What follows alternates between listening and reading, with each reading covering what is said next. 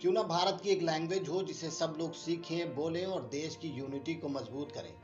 Language हमेशा से development की राह में एक बड़ा रोड़ा रही है। इंडिया में ज़्यादातर लोग हिंदी बोलते हैं, तो क्यों ना हिंदी को ही इंडिया की ओनली ऑफिशियल लैंग्वेज बना दिया जाए, जिसे सब लोग सीखें, कम्युनिकेशन इंप्रूव हो और डेवलपमेंट तेज़ी से हो सके। ये डिबेट हमारे देश में पिछले 70-80 सालों से चल रही है। तो हिंदी को ऑफिशियल लैंग्वेज बनाना या उसका सब लोगों का सीखना, बोलना, ये हमारे देश में कितना रेलेवेंट है, चलिए यही जानने की कोशिश करते हैं आज के इस वीडियो में।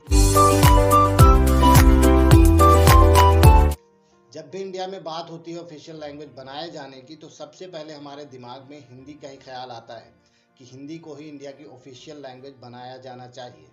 लेकिन ये उतना रेलेवेंट भी नहीं है जितना हमें लग रहा है, क्योंकि हिंदी एज लैंग्वेज इंडिया में खुद ही स्ट्रगल कर रही है।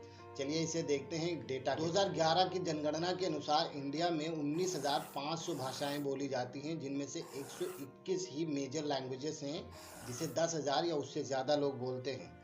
यानी more than 19,479 languages are on the verge of extinction. 19,479 भाषाएं ऐसी हैं जो खत्म होने के कगार पर पहुंच गई हैं। अगर हम 2001 की जनगणना की बात करें तो इंडिया में 122 मेजर लैंग्वेजेस हैं और सिर्फ 10 सालों में एक मेजर लैंग्वेज खत्म हो गई। अभी आप सोचेंगे कि एक ही लैंग्वेज तो खत्म हुई है, इसमें इतना क्या बवाल करना। बात सिर्फ एक लैंग्वेज की नहीं है। इस देश में पिछले 60 सालों में 250 से ज़्यादा लैंग्वेजेस मर चुकी हैं। और जब एक लैंग्वेज मरती है तो उसके साथ उसका कल्चर होता है, उसका अपना हेरिटेज होता है, उसके अपने रिचुअल्स होते हैं। ये सब भी उस लैंग्वेज के साथ ही मर जाते हैं।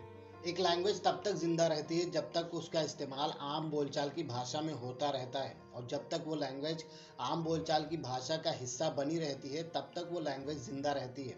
और जब तक वो लैंग्वेज जिंदा रहती है उसका कल्चर, उसका हेरिटेज और उसके रिचुअल्स भी जिंदा रहते हैं। और जब एक लैंग्वेज मर जाती है तो आप एक ऐसे इंसान बन जाते हैं जिसका ना कोई कल्चर होता है, ना हेरिटेज होता है और ना ही कोई रिचुअल्स होते हैं। हम इंडियंस के डिफरेंट काइंड ऑफ कल्चर्स हैं, डिफरेंट काइंड ऑफ हेरिटेज हैं, डिफरेंट काइंड ऑफ रिचुअल्स हैं, डिफरेंट काइंड ऑफ एथनिसिटी है और डिफरेंट काइंड ऑफ लैंग्वेजेस हैं। हमारे देश में हर 50 किलोमीटर पर हमारी लैंग्वेज बदल जाती है, और अगर लैंग्वेज नहीं भी बदलती है तो उसके डायलेक्ट ज़रूर बदल जाते हैं। और ये हमारे लिए नेशनल प्राइड की बात है कि हमारे पास मैक्सिमम नंबर ऑफ लैंग्वेजेस हैं जिन्हें हमें किसी भी कीमत पर ख़त्म नहीं करना चाहिए। क्योंकि एक लैंग्वेज को और उसके कल्चर को डेवलप होने में हज़ारों सालों का समय लगता है, लेकिन नई जनरेशन इस लैंग्वेज और कल्चर को खोती जा रही है।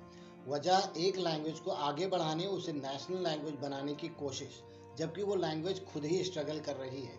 हिंदी पिछले कुछ सालों में हिंदी को आगे बढ़ाने की बहुत कोशिश की गई है। इसी संदर्भ में 2020 में एक पॉलिसी लाई गई, NEP, नेशनल एजुकेशन पॉलिसी।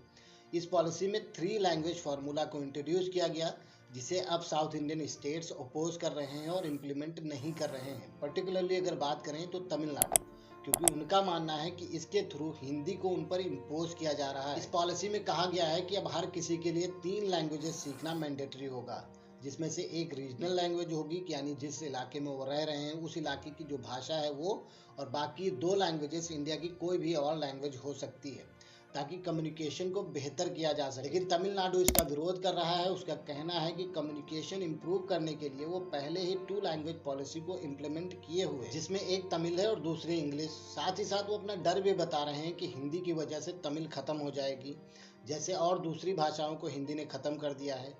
और तो और हिंदी खुद भी अपनी पहचान खोती जा रही है। आज अप्रॉक्सीमेटली 43% लोग हिंदी बोलते हैं, लेकिन अगर इसमें से हिंदी डायलेक्ट को निकाल दिया जाए तो ये सिर्फ 23% रह जाता है। आज हिंदी बोलने वाले लोग भी हिंदी बोलने से कतराते हैं। ये लोग जब स्कूल जाते हैं हिंदी बोलते हैं, जब रेस्टोरेंट जाते हैं तो वहाँ पर ज़्यादा से ज़्यादा इंग्लिश के वर्ड यूज़ करते हैं ताकि थोड़ा कूल लगे।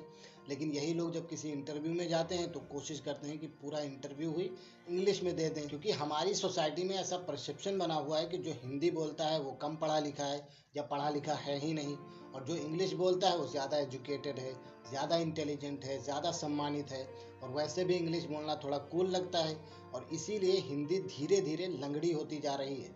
अब यहाँ मैं क्लासिकल हिंदी की बात नहीं कर रहा हूँ, यहाँ मैं बात कर रहा हूँ रोज़मर्रा की ज़िंदगी में इस्तेमाल होने वाली हिंदी की, जिसे दूसरी भाषा के शब्दों को उधार लिए बिना बोलना बहुत ही मुश्किल है।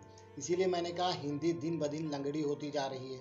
जैसे कुछ शब्द ऐसे हैं जिनका इस्तेमाल हम रोज़मर्रा की ज़िंदगी में करते हैं, हमें लगता है कि ये हिंदी के शब्द हैं, लेकिन एक्चुअली में वो हिंदी के शब्द नहीं हैं। कुछ एग्जाम्पल देख लीजिए, जैसे दुनिया, इंसान, अदालत, सफ़र, तारीख जैसे शब्द अरबिक लैंग्वेज से लिए गए हैं। सब्जी, रिश्ता, दोस्त, चादर, नमक, किताब, गुलाब, बाजार जैसे शब्द पर्शियन लैंग्वेज से लिए गए हैं। कंप्यूटर, स्कूल, पेन, होटल, बस, ट्रेन, डॉक्टर ये शब्द इंग्लिश लैंग्वेज से लिए गए हैं।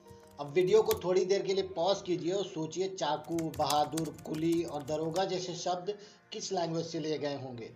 ये टर्किश लैंग्वेज से लिए गए शब्द हैं। अब सोचिए कि गोभी, अनानास, अलमारी, तौलिया, साबुन, बाल्टी जैसे शब्द किस लैंग्वेज से लिए गए हैं। ये सारे शब्द पोर्टुगीज लैंग्वेज से लिए गए। अब अगर इतने सारे शब्द हम उधार लेकर हिंदी बोलते हैं तो एक्चुअली में हम हिंदी नहीं कुछ और ही बोल रहे हैं।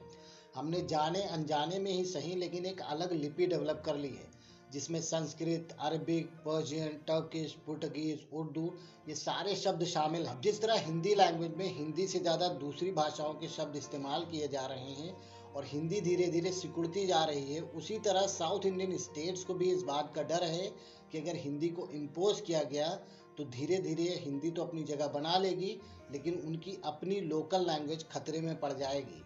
इसीलिए हिंदी हो या कोई और लैंग्वेज किसी पर भी इम्पोज नहीं की जानी चाहिए, क्योंकि एक जैसी भाषा बोलने से देश में यूनिटी नहीं आती है। यूनिटी आती है देश में एक दूसरे के कल्चर, हेरिटेज, रिचुअल्स का सम्मान करने से। जब ये सारी चीज़ें होती हैं तो एक देश अपने आप ही यूनाइट और मजबूत हो जाता है। इसलिए एनईपी को टोटली विल ऑफ एक्सेप्टेंस पर छोड़ देना चाहिए। अगर कोई स्टेट इसे एक्सेप्ट करना चाहता है तो करे, और अगर किसी डर से नहीं करना चाहता है तो ना करे, क्योंकि 1950 में इन स्टेट्स को लिंग्विस्टिक बेसिस पर ही बनाया गया था। क्योंकि अगर उनकी लैंग्वेज खतरे में पड़ी तो उनकी आइडेंटिटी भी खतरे में पड़ जाएगी, साथ ही में उनके कल्चर, उनके हेरिटेज और रिचुअल्स भी खतरे में पड़ जाएंगे। हमें अपने देश के हर कल्चर, हर हेरिटेज और हर रिचुअल्स को प्रिजर्व करना है ताकि हम इन्हें आने वाली नई जनरेशन को ट्रांसफ़र कर सकें। बाकी मेरा वीडियो आपको कैसा लगा ये कमेंट सेक्शन में ज़रूर बताइए।